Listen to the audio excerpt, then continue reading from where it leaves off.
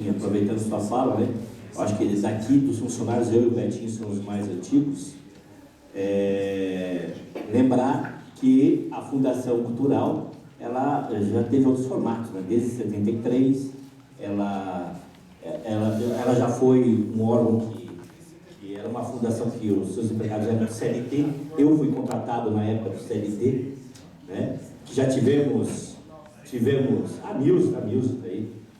Nós tivemos a Secretaria Municipal de Cultura, tinha a Secretaria Municipal de Cultura em cima, depois tinha a Fundação Cultural de Curitiba, e que isso, na data aí da reorganização, com o advento da Constituição, da reorganização aí da administração pública a partir de 90 e 91, quando se deu as formas mais ou menos atuais da administração pública de Curitiba, que tomamos esse formato, né? Então, quer dizer, na história da Fundação nós já tivemos outras experiências aí legais, né? E com isso, preparo aí para passar a palavra para o nosso presidente Marcos Cordioli. Boa tarde a todos. Primeiro, é um prazer, né, que a gente possa ver essa continuidade da conferência com um número grande de pessoas durante um sábado à tarde. Quando a conferência votou por fazer os seminários nos sábados, eu temia um tanto, até comentei na mesa, preferia outros dias de semana, outras alternativas de horário, mas eu acho que hoje já temos aí, acho que cerca de 120 pessoas, já mostra que isso já é um ótimo resultado, né? Basicamente um terço dos nossos delegados devem estar presentes aqui, mais algumas pessoas que não são delegados, o que é uma coisa extremamente importante para nós. Bom, primeiro, Paulo, conversando contigo um pouco, eu publiquei, coisa de 4 anos atrás, um ensaio sobre gestão educacional no Brasil. Enfim, é uma obra que tem aí circulado bastante o Brasil, e eu na introdução fazia justamente a sua observação, que a administração foi a construção esquemática que vinha do público, enquanto a gestão vinha do privado. E que, no entanto, eu sentia que esse debate estava perdido nos educadores do ponto de vista conceitual.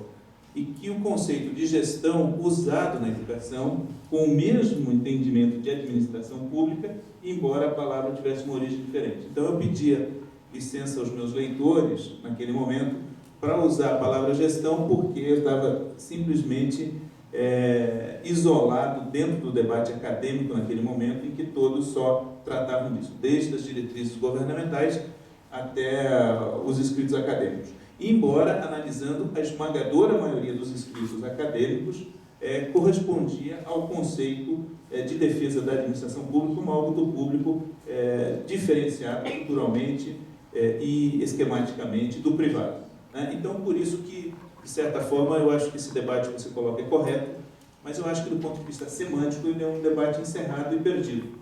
Embora é sempre bom lembrar, né, a origem desses conceitos, mas quando falarmos em gestão aqui, nós estamos pensando gestão dessa maneira, de forma que hoje, normalmente, nós tratamos gestão acompanhada do público ou gestão acompanhada do privado, quando queremos entender aí essa diferenciação mais formal. E aí, posto essa questão, eu gostaria de avançar na seguinte situação. Quando nós pensamos na gestão pública, e particularmente pensando aqui especificamente na Secretaria Municipal de Cultura, que hoje é a Fundação Cultural, eu acho que a própria conferência, ao tentar forçar essa diferença, é importante. O próprio prefeito tem a sabedoria disso, tanto é que na gestão do Maurício Fruit existia a Secretaria Municipal de Cultura, cujo secretário é o presidente da Fundação, ao contrário, né? O secretário Municipal de Cultura, que é o presidente da Fundação Cultural. Que isso também existe, então, portanto, a gente tem trabalhado nessa forma, e numa próxima oportunidade, ao se mexer na estrutura da Prefeitura, até por orientação de vocês, já há uma orientação do Executivo para que o presidente da Fundação Cultural, embora na prática ele seja o secretário municipal de Cultura, e assim ele é nomeado, ele também seja formalmente reconhecido nisso, porque não há definições diferentes dessa. O que pode ocorrer num processo posterior, em que provavelmente nós tenhamos a ter mais de um instrumento gestor da cultura. Por exemplo, há a possibilidade de a gente vir a ter um instituto de patrimônio material e imaterial, em função da nova lei de patrimônio, e quem sabe até algumas das nossas instituições tratadas num outro modelo, vêm se constituir como ou autarquias ou fundações dentro da própria expansão da cultura. Eu acho que esse é um debate, inclusive, que o IMAP poderia capitanear, no sentido de entender a natureza da gestão municipal da cultura, considerado isso. A primeira questão dentro desse processo da Secretaria Municipal de Cultura, ou seja, da gestão municipal da cultura, eu colocaria os limites da legalidade. Eu acho que o grande debate que nós enfrentamos na participação pública é um desconhecimento por parte da maioria das pessoas dos limites da legalidade. E isso, não estou dizendo isso como crítica, estou dizendo isso como constatação. Eu recebo, lá na presidência da Fundação Cultural, cheguei a receber até mais de 20 pessoas num único dia para discutir diferentes formas de ação cultural, desde reivindicações, propostas de projetos, demandas de entidades. E a grande maioria delas desconhecem esses limites. Então, coisa simples. Nós não podemos transferir dinheiro para entidades culturais, mesmo que as reivindicações sejam legítimas, sem um processo de legalidade. E com isso, nós temos N situações em que pessoas mostram que tem ações interessantes, ações importantes, até ações emergenciais, que às vezes certos movimentos, certas ações precisam, mas que nós estamos simplesmente proibidos de realizar esse tipo de ação. Segundo, o que às vezes ocorre é que nós temos que tomar tudo dentro de certos padrões. Então, como tomada de preço, licitações, da lei 866, que é uma lei muito positiva no sentido da transparência, no sentido da equidade, mas que ela cria uma série de dificuldades desde tempos até de escolhas. E, consequentemente, por exemplo, nem sempre as empresas selecionadas são as melhores para aquele tipo de atividade e nem sempre a capacidade de ação funciona. Nós passamos por uma situação esdrúxula, por exemplo, quando estragou o ar-condicionado da Cinemateca.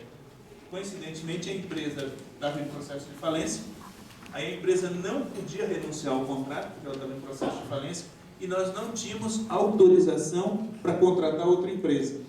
E ficamos numa situação simplesmente maquiavélica, em que ficávamos atados por conta não de uma ineficiência nossa, não de falta de recursos, enfim, uma série de outras situações.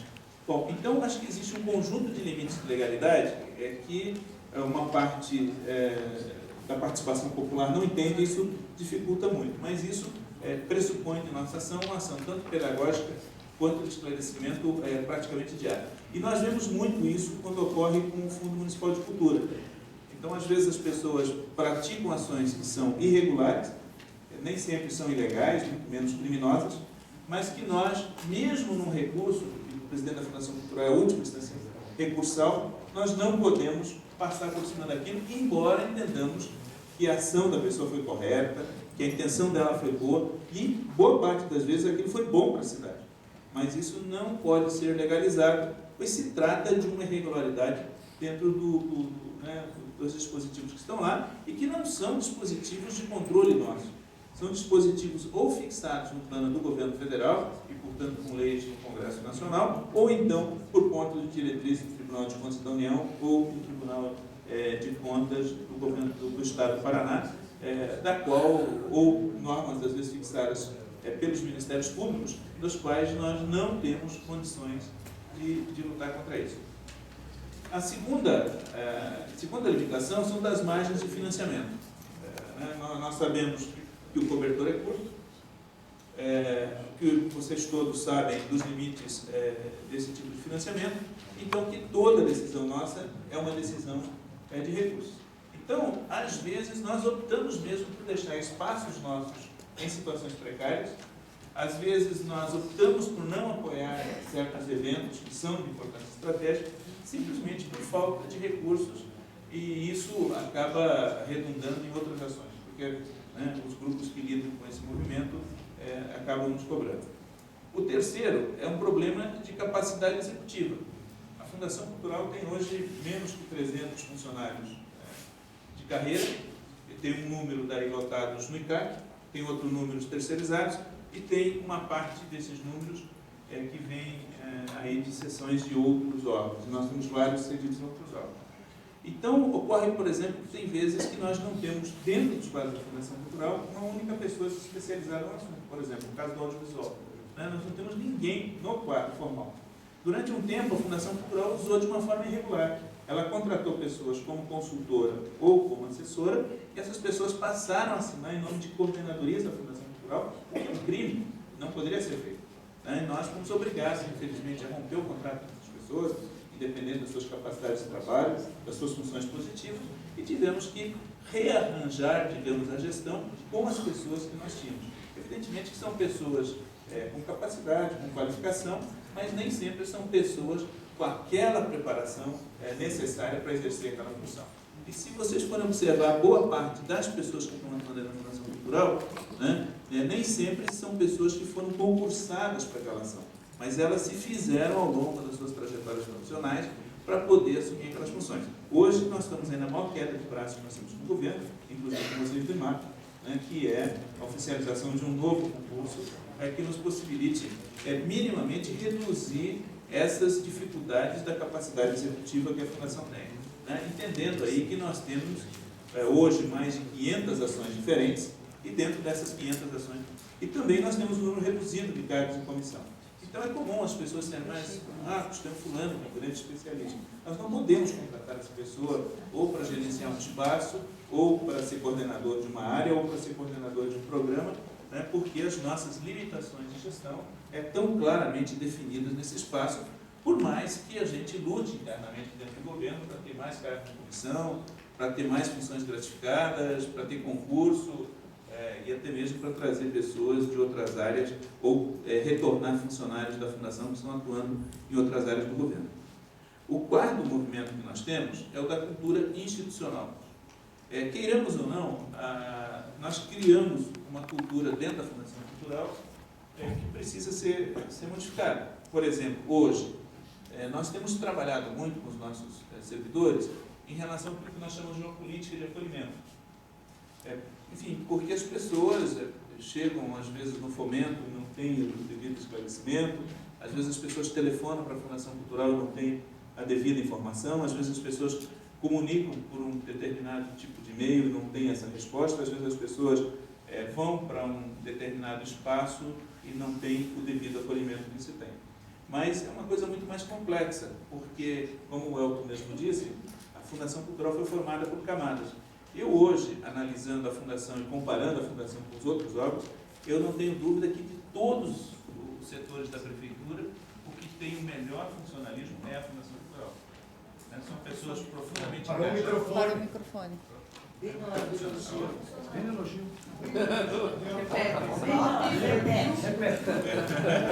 Bom, então só repetindo para que você ficar mais feliz. E de fato, assim, conversando com outros secretários ou trabalhando com outras secretarias em ações, nós temos visto, são servidores que vocês podem ver, por exemplo, na Virada Cultural, na Corrente, enfim, vários deles, alguns trabalharam, às vezes até 24 horas seguidas. Se vocês forem à Fundação Cultural, vocês vão ver gente às vezes chegando às 7 horas da manhã, pessoas saindo 8 horas da noite, assim, profundamente comprometidas com isso. Mas a cultura institucional é uma coisa que vem mudando, e ela vem sendo impactada por essas outras coisas. E o quinto elemento que nós devemos considerar é a conjuntura política. Ou seja, nós temos um bloco de forças que compõe o governo, temos um bloco de forças que é de oposição, temos um conjunto de entidades corporativas que representam os segmentos da Fundação Cultural e temos um conjunto de movimentos sociais, os mais variados possíveis, das mais variadas orientações, que apresentam demandas sobre o poder público e parte dessas demandas são apresentadas sobre o segmento da cultura. Se nós formos observar, isso se retrata em mais de 500 ações hoje, uma parte delas fortemente estabelecida, que é do fomento, na qual nós temos fomentado com recursos diretos ou com recursos de recurso fiscal um conjunto bastante grande de atividades. E aqui, novamente, nós enfrentamos uma série de problemas.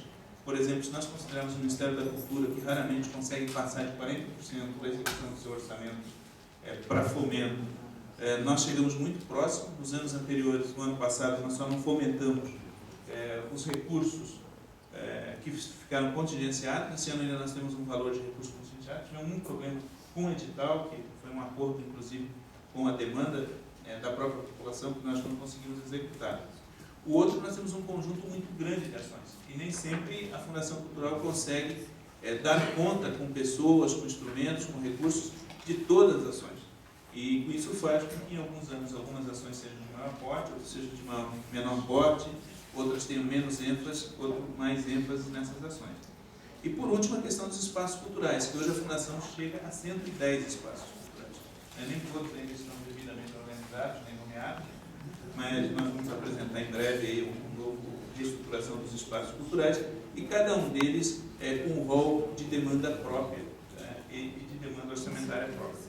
Bom, se nós formos teorizar isso, o debate no final do século XX, que abriu o debate do século XXI, ele tinha duas estruturas fundamentais. Uma dos pós-estruturalistas, que apresentava a teoria da governamentalidade, que mostrava o quanto a segmentação do espaço público e do poder estatal foi picotando também o cidadão e os interesses da cidadania. Então, você como cidadão, você é um na educação, é outro na cultura, é outro no esporte, é outro na tributação, etc. Mas o cidadão íntegro, enquanto um cidadão único, ele não é observado pelo poder público de nenhuma forma. A outra foi a teoria do Clausewitz, que é um importante teórico alemão, que ele procurava falar um pouco da ingovernabilidade. Em que sentido que os estados contemporâneos se transformando cada vez mais em ações ingovernáveis. Isso nos colocava, e aí quando nós ganhamos, aí falando enquanto militante do Partido dos Trabalhadores, quando nós assumimos no início da década passada o governo federal, como que poderíamos sistematizar as nossas tradições socialistas, como a pauta de reivindicações sociais, e ao mesmo tempo com o compromisso de ser um governo para todos. Foi aí que o Partido dos Trabalhadores instituiu aquilo que ele chama de republicanismo. E o republicanismo, ele traz para o gestor uma coisa muito complexa. Então, por exemplo, normalmente a posição de um gestor não é necessariamente a sua posição e a do seu partido, mas é um conjunto de sínteses das pressões sociais com um conjunto de sínteses da conjuntura. Então, vamos imaginar aqui o prefeito decidindo pelo valor da passagem de ônibus, que é um debate que nós temos aqui. Vamos imaginar que essa passagem fique na casa de R$7 para aumentar o debate nosso. Então, às vezes, quando ele está fixando em 7,10, não é exatamente porque ele defenda 7,10. Não é necessariamente porque a capacidade orçamentária requer 7,10. Mas há um conjunto de forças de pressão que faz com que seja 7,10. Então, quando nós dissemos que a posição é uma, não significa que é a posição do cargo, é a posição da função pública que é aquela. Então, quando nós vemos a Dilma vetando ou não vetando um determinado artigo de uma lei aprovada pelo Congresso, ou instituindo uma determinada normativa, aquilo corresponde a um espaço da figura do cargo que está sendo colocada lá. Então, boa parte das vezes, as pessoas procuram buscar contradições com discursos eleitorais ou com discursos pré-governamentais, mas é importante ter claro que isso não é impossível. Eu acho que a pessoa pode ser criticada pela decisão que ela tomou. Eu posso, como presidente da Fundação Cultural, posso ser criticado pela posição que eu tomo, o Gustavo pode ser, a Dilma pode ser, o Beto Richa pode ser, porém, não é correto comparar com as decisões anteriores, porque as decisões da função são decisões republicanas que implicam num conjunto de ações dependendo daquilo que estava lá. Porque se dependesse da vontade dessas pessoas, para A ou para B, para a esquerda ou para a direita, para o progresso ou para o conservadorismo, seguramente eles tomariam decisões à frente. Eu, pessoalmente, aí que fui durante 6 anos membro do Diretório Nacional do Partido dos Trabalhadores, convivi muito com o presidente da República, antes de ser presidente da República, e sentia muito as dores que ele tinha ao tomar certas decisões que nós sabíamos que eram decisões de governo e não decisões da pessoa, que eram decisões da função e não decisões dele enquanto militante com uma história política. E isso é uma dificuldade bastante grande que eu acho que às vezes o debate tem para entender. Então, o que me parece que é fundamental? Quando nós pensamos no modelo republicano, nós estamos pensando numa produção de síntese a partir de projetos aprovados pela maioria. E veja, e aqui nós temos algumas experiências que são fundamentais. Nós enfrentamos, no caso da nossa cultura em efetiva, pressão de vários grupos corporativos, isso é muito legítimo. Como enfrentamos também pressões de vários movimentos que se organizam, isso é muito legítimo. E a nossa conferência foi expressão disso, né? E essa conferência, ao ser expressão disso, nós temos que rejeitar fortemente pequenos grupos que, de uma maneira muito autoritária, querem impor pela minoria sobre as posições da maioria, né? Porque o que é efetivo na democracia e no republicanismo é a construção da maioria. Agora, nós também temos que entender que, boa parte das vezes, as maiorias também precisam incorporar reivindicações das minorias. Não basta ter maioria para que uma posição seja efetivamente implantada, né? Eu participei, talvez, do maior projeto republicano da história do governo federal, que foi o Plano Nacional de Educação, né, coordenado pelo deputado Ângelo Baiano, da qual eu fiz parte da sua assessoria. O deputado foi profundamente criticado pelo método de avaliação do ensino fundamental e pela forma de relacionamento com o setor privado associado às ONGs ligadas à educação especial. Né? Se vocês forem perguntar a opinião dele, seguramente ele vai dar uma opinião diversa daquela que está no projeto que ele próprio assina. Mas que aquilo foi expressão de construir uma maioria no Congresso Nacional e, mais do que isso, de construir um plano que seja implantado por todos os governos estaduais e por mais de 5.500 prefeitos.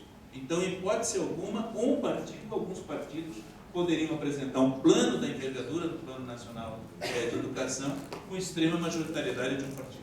Assim como nós não podemos construir um plano municipal de cultura com extrema majoritariedade de um grupo sobre os demais grupos, ou com extrema majoritariedade de um segmento, desconsiderando toda a diversidade étnica, toda a diversidade regional, toda a diversidade de segmentos, de linguagens que nós temos.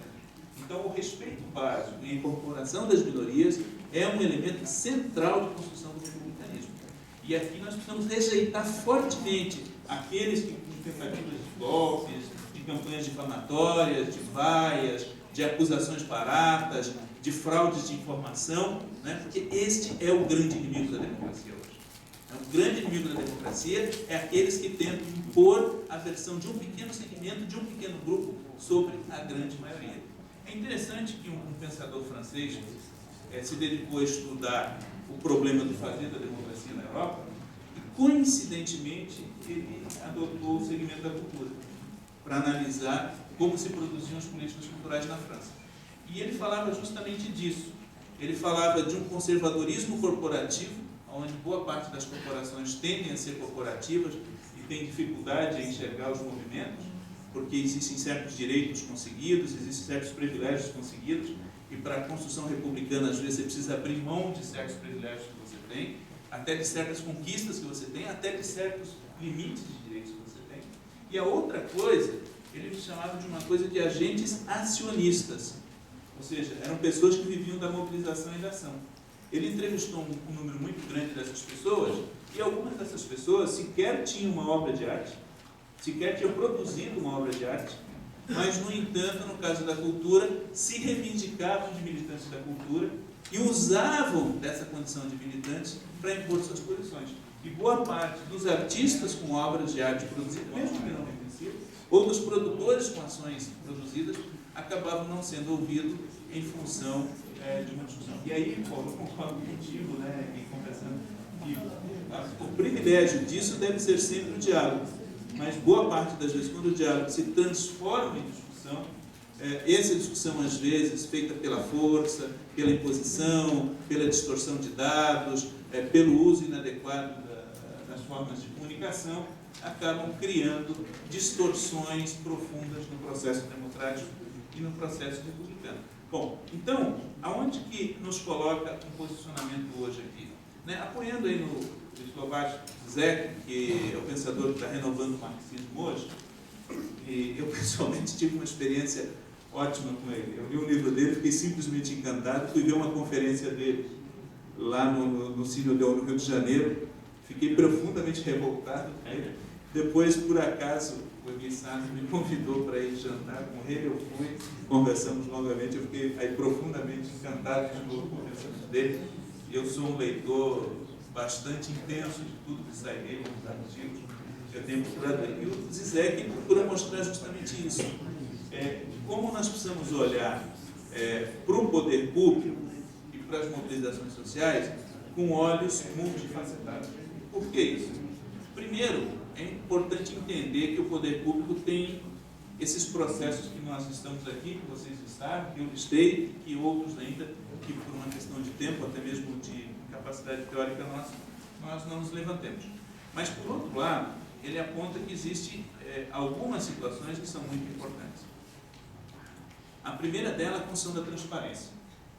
Agora, novamente, a transparência não é um fato simples, ele é um fato que precisa ser construído. E essa construção hoje, nós enfrentamos pelo menos 3 problemas. O primeiro dos problemas está no fato de que toda a produção pública precisa ser transformada em transparência. Mas tem algumas situações que ainda são bastante complicadas. Por exemplo, no caso da lei e as leis, a lei de acesso à informação e as leis de proteção das ações privadas, nós ainda enfrentamos alguns problemas. Por exemplo, a Ancine debate muito isso. Imaginemos que um produtor cultural, ele, usando de recursos públicos, ele faz um acordo com uma empresa que presta serviços para ele. Ele, por ser um produtor que faz vários tipos de acordo com essa empresa, ele consegue um preço mais privilegiado, mais barato do que um grande produtor. Enquanto um produtor menor, obviamente, pela própria lei do mercado, acaba pagando um preço maior. Quando esses contratos são tornados públicos, esse prestador de serviço fica numa situação complicada. E pela lei que nós temos hoje de sigilo das ações privadas, ele estaria protegido pela lei das ações privadas. Mas, por outro lado, por ter prestado serviço por alguém que usava recursos enfim, de origem pública, ele teria que precisar isso. Obviamente que a lei pode vir a regular isso no passado, no presente próximo, e deixando ciente de que todos aqueles agentes privados que prestarem serviços para uso de recursos públicos terão que tornar seus contratos públicos.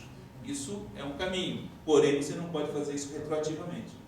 Havia uma série de direitos adquiridos. Agora, isso também é um gatilho para aumentar o custo para aqueles que utilizam de recursos públicos para contratar serviços privados sob certas condições.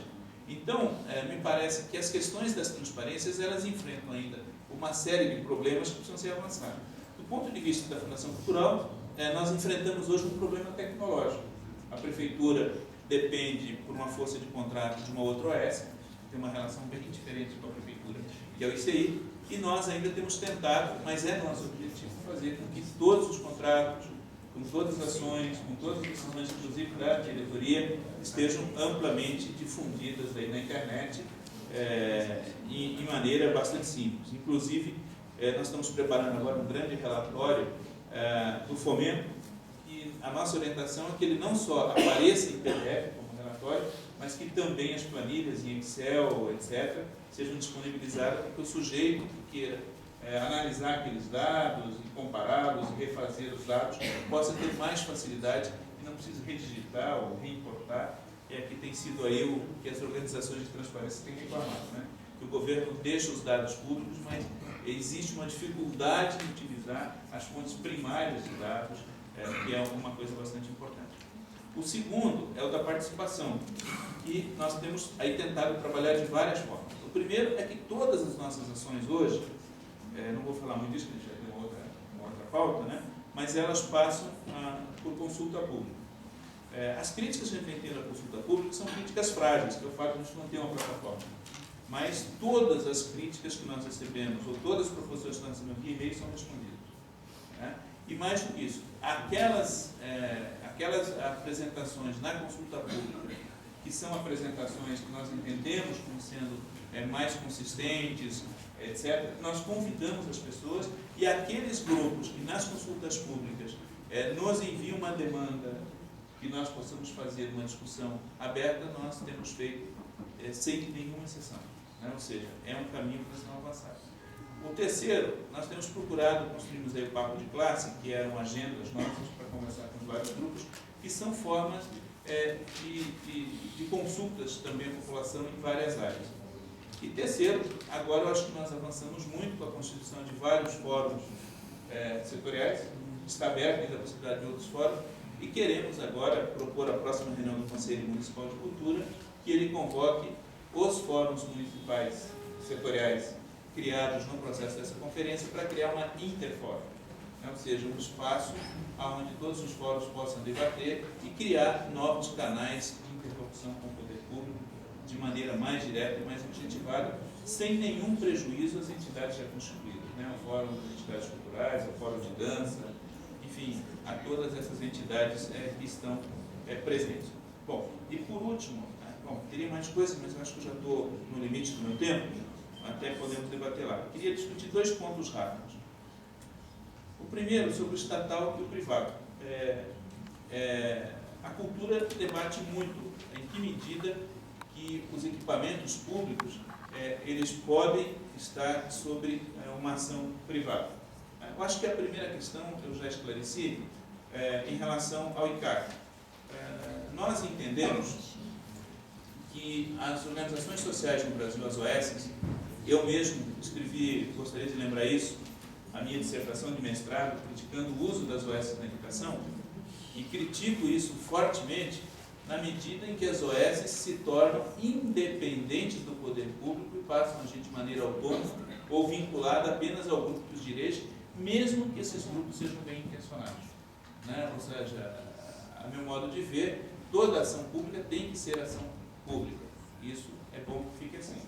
Por isso procuramos construir com o ICAC essa relação, onde o ICAC presta um serviço à cidade determinado pela cidade, via um edital de habilitação e via um contrato de gestão. Obviamente que há diferenças entre nós, porque somos pessoas que têm conceitos diferentes, mas discutimos e procuramos gradativamente ir construindo ações na qual a prioridade é o público. A segunda questão diz respeito às formas de concessão. Nós temos 2 concessões importantes. Uma delas é o Paço da Liberdade, que nós estamos rediscutindo com o SESC, que construiu um grande instrumento para a cidade, embora o SESC seja uma entidade também parapública, mas teoricamente é uma terceirização de um equipamento, e a qual a nossa principal reivindicação ao SESC é justamente isso, que o SESC pode agir dentro do Paço da Liberdade, mas articulado com as políticas públicas municipais de cultura. O terceiro, vocês têm visto aí pela imprensa, os vários momentos que nós temos tido de realinhamento do espaço do Parque das Pedreiras, que foi concessionado de uma maneira muito autônoma antes da nossa gestão. Eu mesmo afirmei à imprensa que teria um outro modelo de tratamento dessa questão, mas como gestor público eu tenho, enfim, cumprido o que está no contrato, mas no espaço não definidos pelos contratos, que é a relação entre nós e a empresa concessionária, nós temos sempre procurado avançar cada vez mais, ou então fazer com que eles sejam cada vez mais em sintonia com as demandas das nossas políticas públicas de cultura. E isso tem sido, digamos, um debate constante e permanente com a empresa e com os moradores e, de certa forma, tentando reposicionar aquilo lá. Temos agora uma terceira demanda, que essa nós precisamos assumir claramente, e foi aprovada por consenso na conferência, que é o fortalecimento das entidades privadas e a possibilidade de função de parcerias públicas e privadas para novos equipamentos municipais e para equipamentos existentes. Nós, da atual gestão, conhecemos outras experiências no Brasil, mas entendendo que, presidida por esse espírito, ou seja, presidida pelo espírito de que aquilo que governa essa relação é o interesse público da política pública municipal de cultura, nós podemos pensar nessa possibilidade e queremos discutir, até tínhamos interesse em ter avançado nisso, de discutir a possibilidade, por exemplo, de alguns dos nossos equipamentos vir a ter gestão privada, desde que essa gestão privada seja feita seguindo as diretrizes, as funções, os interesses dessas relações.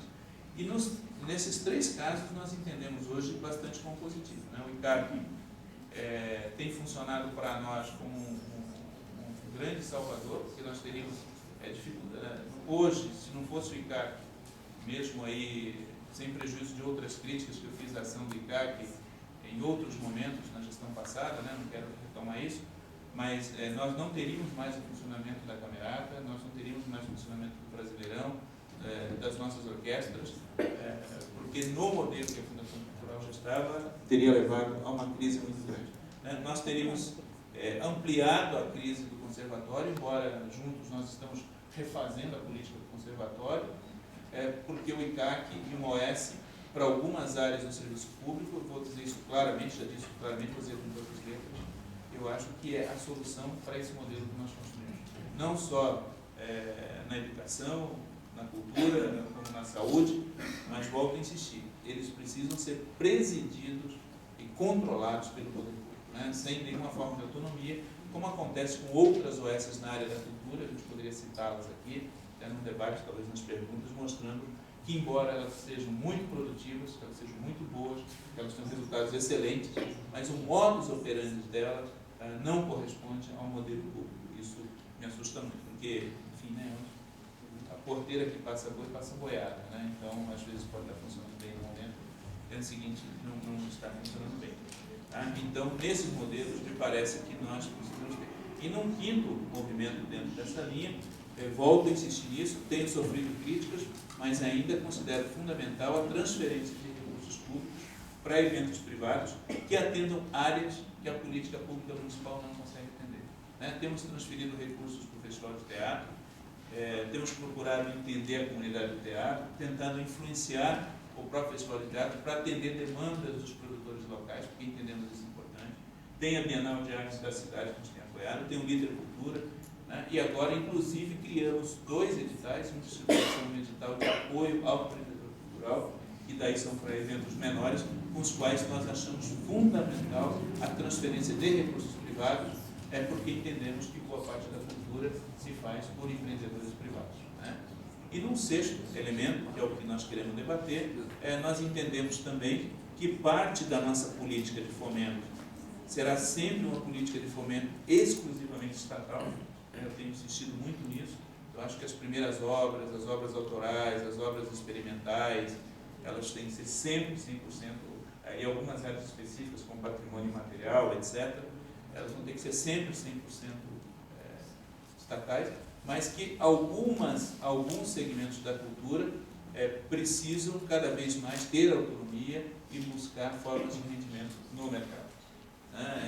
Isso aí, obviamente, que os limites e as margens desse debate é importante, né? Mas nós achamos que existe um segmento que vive exclusivamente do mercado e, portanto, eles não devem ser financiados pelo poder público, né?